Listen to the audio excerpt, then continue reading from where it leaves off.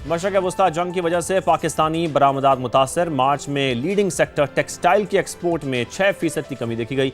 1 अरब 35 crore dollar तक महदूद। माली साल के पहले 9 माह में भी 1% कमी से हजम 13 अरब 61 करोड़ डॉलर रहा।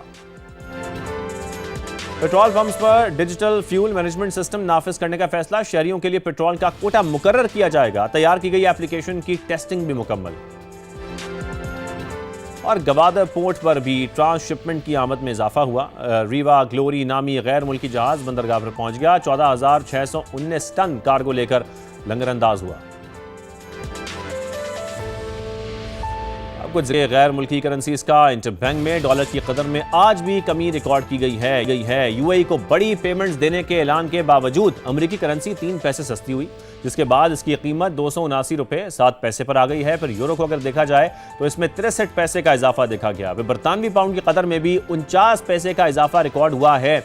जंग के बायस खलीजी ममालिक की करेंसी में कमी रिकॉर्ड की गई। अमाराती दिरहम और सऊदी रियाल 2 पैसे सस्ता हुआ है। बात करते हैं गोल्ड के हवाले से। एक दिन के इस्तेहकाम के बाद सोना फिर महंगा हो गया है। फी तोला कीमत में 1100 रुपये इजाफा हुआ है। कीमत 4,91,462 रुपये हो गई है। 10 ग्राम के रेट्स में भी 943 रुपये का इजाफा हुआ। अगर इंटरनेशनल मार्केट का जिक्र करें तो गोल्ड $11 फी ओंस महंगा हुआ है, जिसके बाद इसकी कीमत $4,687 पर पहुंच गई है।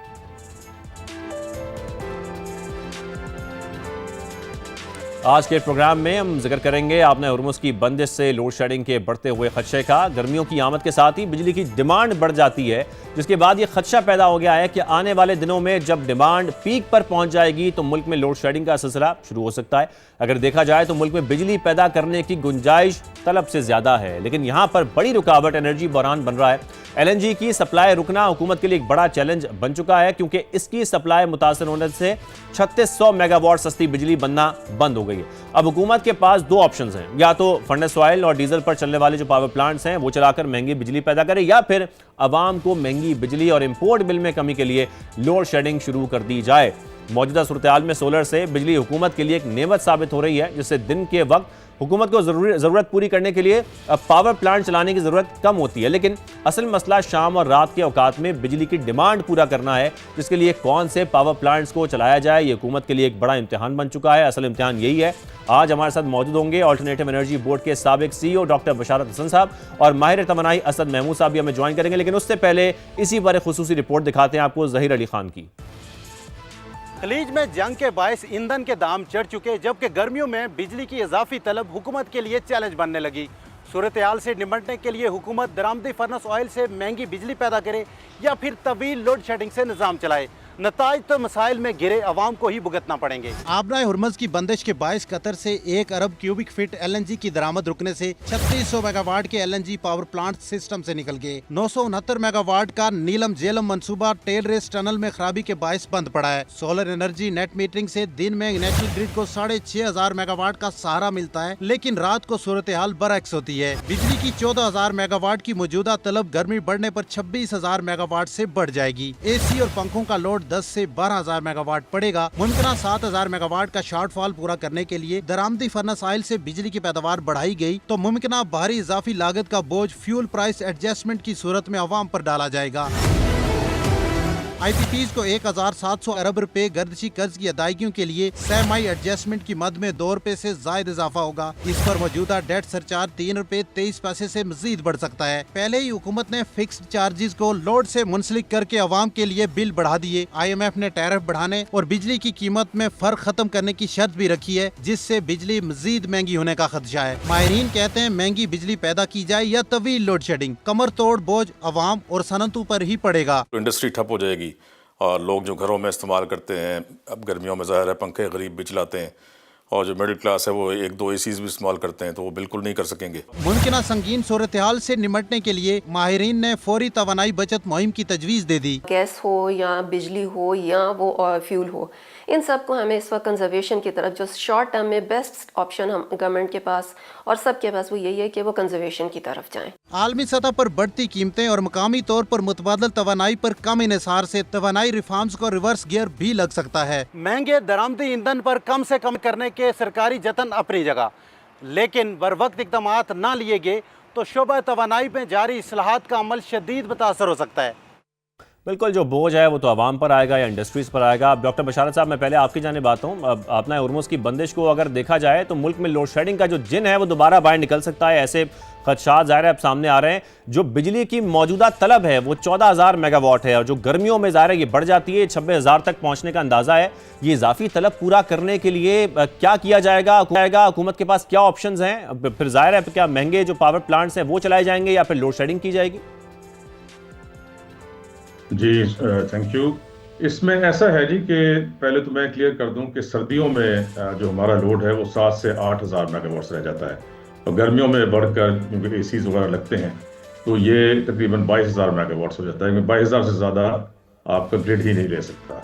वैसे जैसे आप कह रहे हैं 26,000 बल्कि इससे ज़्यादा 29,000 की डिमांड होती है, लेकिन ये कि ग्रिड आपका 22,000 मेगावाट से ज़्यादा नहीं ले सकता। तो हम इस तरह देखें कि 22,000 मेगावाट्स आपकी रिक्वायरमेंट है गर्मियों में और 7 से 8,000 है सर्दियों में। उसके अगेंस्ट लगा दिए हैं इन्होंने 46,000 मेगावाट्स के पावर प्लांट्स। कैपेसिटी 46,000 मेगावाट से कर दी गई है, जिसकी वजह से नतीजा ये हुआ है कि ये बगैर सोचे समझे किया गया है, बगैर किसी प्रॉपर स्टडी का किया गया है, बगैर रिसर्च के किया गया है।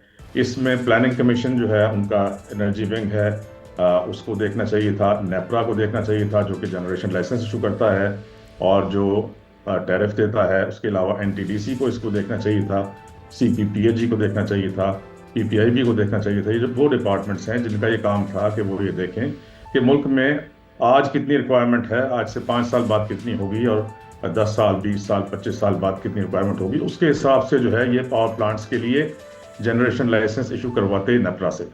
लेकिन 46,000 मेगावाट्स के पावर प्लांट्स लगवा दिए और अभी बहुत सारे पाइपलाइन में है इसके अलावा भी, जबकि आपकी रिक्वायरमेंट जो है मैंने बताया बहुत कम है।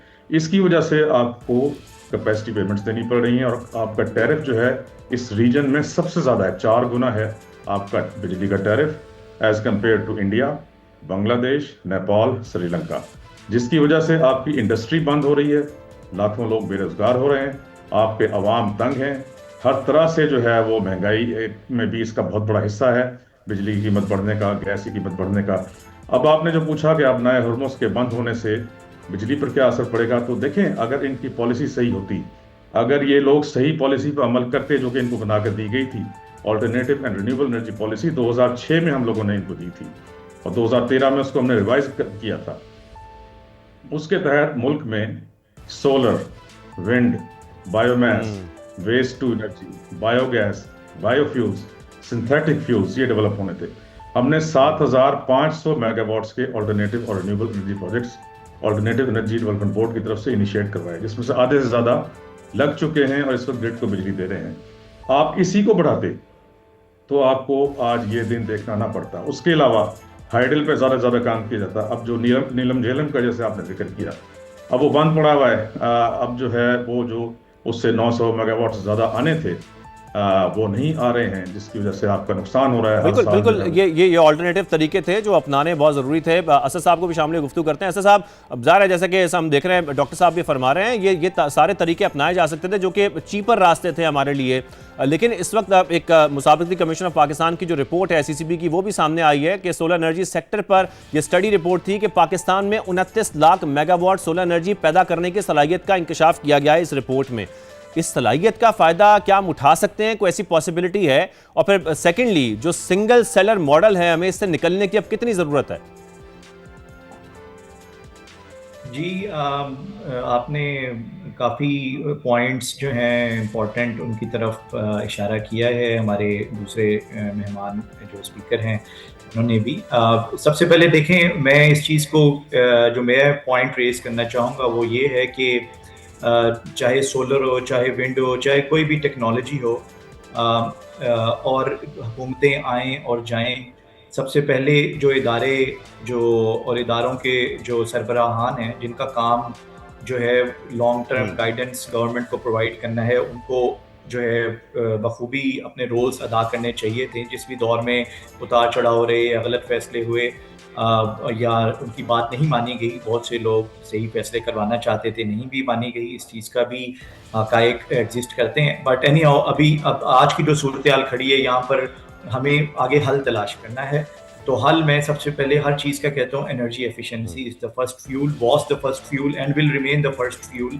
कि आप अपनी डिमांड्स को ऑप्टिमाइज करें and with in your demand अगर आप उसको प्रोडक्टिवली यूज़ करते हैं, जो भी आपके ज़राए रहते हैं बिजली के, तो जो आप कॉमन इश्यूज अभी बात कर रहे हैं, लोड शेडिंग और बाकी जो मामलात हैं, आपकी डिमांड की प्रोजेक्शंस जो हैं, इवन कि आपके जीडीपी भी ग्रोथ अगर होती है तो efficiency can play a vital role in it. आपने ये बात की पोटेंशियल की, सोलर की और डिफरेंट रिसोर्सेज की पोटेंशियल तो एग्जिस्ट, इसमें तो कोई दो राय नहीं है कि सबसे बेस्ट आपकी सोलर इंसुलेशन और ऑप्टिमम पाकिस्तान में साइट्स हैं जो कि मैक्सिमम जनरेशन देती हैं। और इसको एक केस स्टडी के तौर पे बैनुल अक़वामी सतह पे जो है वो कैप्चर भी किया गया इसके लास्ट 2-3 साल के जो इंपोर्ट्स हुई मैसिव सोलर पैनल्स की।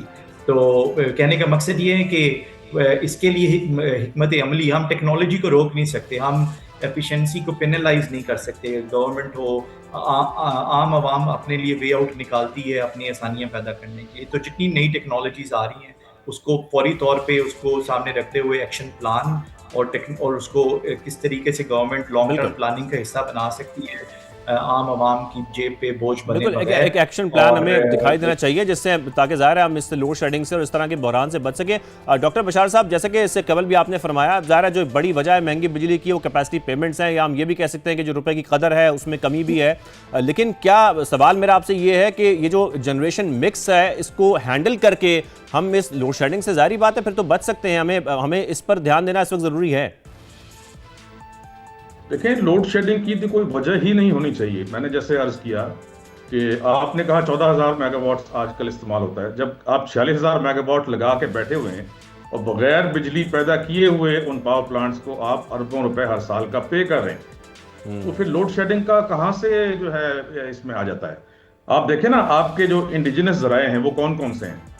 आपके जो है आपके पास लोकल कोल मौजूद है जो कि बहुत बड़ी मकदार में लिग्नाइट आपके पास मौजूद है, जिससे आप बिजली बनाएं, आप जितनी मर्जी बिजली बनाएं वो 200 साल के लिए आपका रिसोर्स काफी है आपके पास। अच्छा, कोल जो है वो रात को भी काम करता है, जैसे आपने अभी कहा कि सोलर दिन में ही सिर्फ काम करता है। इसके अलावा आपके पास विंड बहुत बड़ा रिसोर्स है। मैं आपको बताऊं, हमने 2006 में US national renewable energy laboratories NREL से बाकायदा मैपिंग करवाई थी, सैटेलाइट मैपिंग करवाई थी पाकिस्तान की। उसमें हमें बताया गया था पाकिस्तान में विंड का पोटेंशियल 350,000 मेगावाट, 3.5 लाख मेगावाट है। सोलर का पोटेंशियल जो है वो हमने बताया था 2006 में, ये अभी जो है आपको एससीसीपी नहीं बता रहा या कंपटीशन कमीशन नहीं बता रहा, 2006 में हमने बताया था कि 2.9 मिलियन मेगावाट है। फिर उस पर काम भी शुरू किया था, करवाया भी था और अभी तक हो रहा है। ये हमारा ही अल्टरनेटिव एनर्जी डेवलपमेंट बोर्ड का सारा कारनामा है। अब आप ये देखें कि आपके पास 2.9 मिलियन मेगावाट सोलर से मौजूद है, आपके पास 3.5 लाख मेगावाट जो है विंड से मौजूद है, आपके पास 5,000 मेगावाट्स बायोमास से मौजूद है जो आपकी शुगर मिल्स लगी हुई हैं। इनका जो वेस्ट होता है सब बगास कहते हैं, और इनका जो लिक्विड वेस्ट होता है, इन दोनों से बनाने के हमने इसकी अलग पॉलिसी बनाकर दी और उसके ऊपर तमाम शुगर मिल्स आई हैं और ये आपको बनाकर दे सकती हैं। आप इनके साथ टैरिफ सही तय करें। 5,000 मेगावाट तो सिर्फ ये शुगर मिल्स आपको दे सकती हैं। और ये जो आप लोड शेडिंग के लिए जो आपका फिर सवाल यही है कि ज़ाहिर है हम अपनी लोकल गैस से, फिर न्यूक्लियर से, फिर इसके साथ साथ जो हमारा हाइडल है इससे कर सकते हैं, तो फिर ज़ाहिर है महंगी बिजली की या लोड शेडिंग का सवाल क्यों आता है। ब्रेक के बाद इसको हम कंटिन्यू करते हैं गुफ्तगू को, हमारे साथ रहिएगा।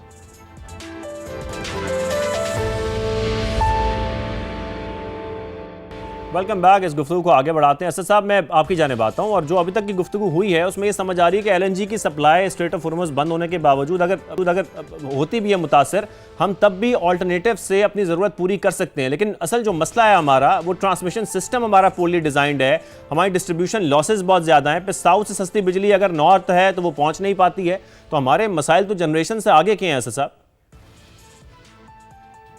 जी बिल्कुल, जिस तरह अभी शुरू में एक तमहीद डॉक्टर साहब ने बांधी थी कि डिफरेंट इदारों के नाम लिए हैं और ये रूल्स ऑफ बिजनेस के हिसाब से उन इदारों के काम थे कि वो जो आपके जो ढांचा है, तरसीली ढांचा बिजली का, इंफ्रास्ट्रक्चर का आप जो नाम ले रहे हैं, तो जैसे जैसे पैदावार बढ़ी थी तो उसके ऊपर भी उतनी ही इन्वेस्टमेंट दरकार थी। और जैसे जैसे हम मौसमी तग़य्युरात आ रहे हैं आपके ऊपर, तो आपका तो अब कंपैटिबिलिटी मौसम के साथ भी होने की ज़रूरत है। बहुत ज़्यादा आपके शदीद तूफ़ान, बारिश, टेम्परेचर्स जो हैं, तो आपकी infrastructure is at high risk and exposure as well.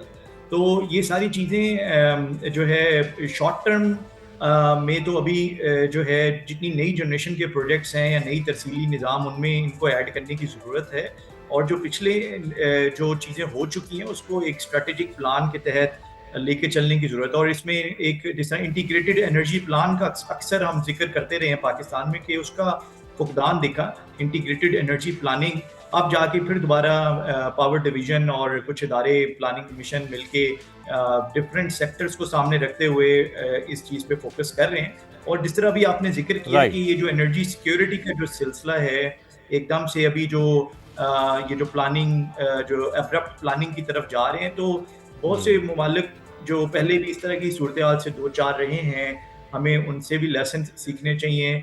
और इस एनर्जी प्लानिंग को सिर्फ इमरजेंसी बेसिस बुनियादों पे नहीं, एफिशिएंसी को, कंजर्वेशन को day to day business affairs में शामिल करना चाहिए। और इदारों को, जो मुतल्लिका इदारे हैं इससे जो तश्कील दिए गए हैं, उसको वो ड्यू इम्पोर्टेंस दी जानी चाहिए, नेशनल इंपॉर्टेंस दी जानी चाहिए।